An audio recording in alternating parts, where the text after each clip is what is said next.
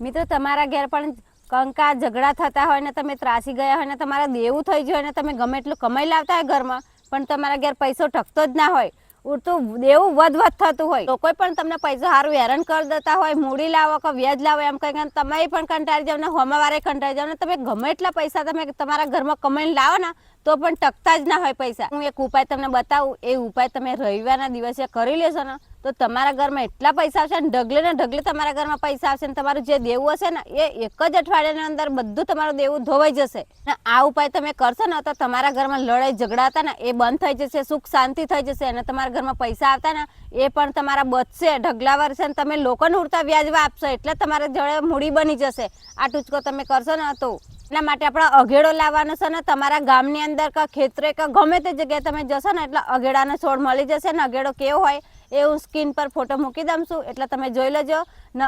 અમારી ભાષામાં તમે અઘેડો કહે છે, અમુક જગ્યાએ ચીડચીડીઓ કહે છે, હિન્દી મેં ના લઠ જીરા કહે છે ને. એની બાજુમાં રહીને તમે નીકળો એટલે તમારી જોડે સાડી પહેરેલી હોય કે પેન્ટ શર્ટ પહેરેલું ગમે તે પહેરેલું હોય એટલે આપણે ચોંટી જાય ને એ કોટા જેવું આવે, ચોંટી જાય ને એટલે આપણે ઉખડતા આપણે હોહા પડી જાય એવું એ ચીડચીડીઓ આવે. તમારે શનિવારના દિવસે ચોખા લેવાના છે 50 ગ્રામ. તે કેવા ભાગલા નહીં લેવાના, આખા ચોખા તમારા લેવાના છે તે 50 ગ્રામ જેટલા લેવાના છે ને પછી એ અડધરવાળા કરી દેવાના છે ને અડધરવાળા કરીને પછી જે છોડ હોય અઘેડાનો અહીંયા ગાડી તમારે જવાની છે ને પછી શાંતિથી બેસીને શાંતિથી તમારે વાત કરવાની છે મનમાં કે મારે આટલું તકલીફ છે, અમારે ત્યાં શાંતિથી બેસીને એમ કહેવાનું છે કે અમારા ઘરમાં કંકા કલેશ બેસી ગયો છે તો નીકળતો નહીં, દેવામાં અમે ડૂબી ગયા છીએ. તો આ બધું અમારી શાંતિ સુખ સમૃદ્ધિ થઈ જાય એ માટે હું તમારા ત્યાં આમંત્રણ આપવા આવ્યો છું. તો આ ચોખા લઈને આવીશું તો ચોખા તમારે જે અઘેડાનો છોડ હોય એ ચોખા પછી અઘેડાના થડમાં તમારે મૂકી દેવાનું છે ને તમારે એમ કહેવાનું છે કે આવતીકાલે રવિવાર થાય છે એટલે હું તમને મારા ઘરે કાલે લેવા આવીશ.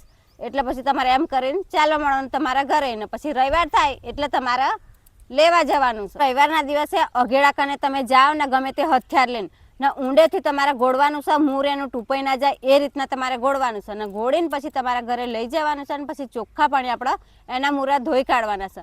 ધોઈને પછી ઉપર ગંગાજળ છાંટી દેવાનું છે ને પછી કંકુનો ચોટલો કરો ને હળદરનો ચોટલો કરો. પછી એના લાલ કપડામાં મૂકીને તમારા સામે મૂકીને પછી 11 વાર હનુમાન દાદાના પાઠ વાંચો.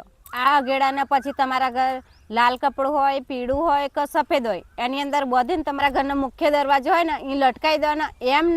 એમ તમારે ના કરવું હોય ને તો તમારા ઘરમાં જેટલા સભ્ય હોય ને એ સભ્યને તમે એના તાવેજ બનાવેલા કોટની અંદર તમે લટકાવી દો તો પણ ચાલશે. તો તમારા ઘરમાં જે નકારાત્મક છે ને એ પણ તમારા દૂર થઈ જશે, તમારા ઘરમાં ધન લક્ષ્મી પણ વધી જશે ને તમારું દેવું હશે ને એ ધીરે ધીરે ઉતરી જશે. તમારા ઘરમાં કે તમારા ઘરના વ્યક્તિ પર કોઈને કારું જાદુ કરાવ્યું હશે કે મેલી વિદ્યા કરાવી છે ને એ પણ ઉતરી જશે અને તમારા ઘરમાં ધન ને લક્ષ્મી તમારા ઘરમાં ખૂટે જ નહીં. અને તમે કોઈ પણ કામ કરવા જતા હોય ને એ કામ તમારું અટકાય નહીં, તમારું કામ 100% થઈ જશે.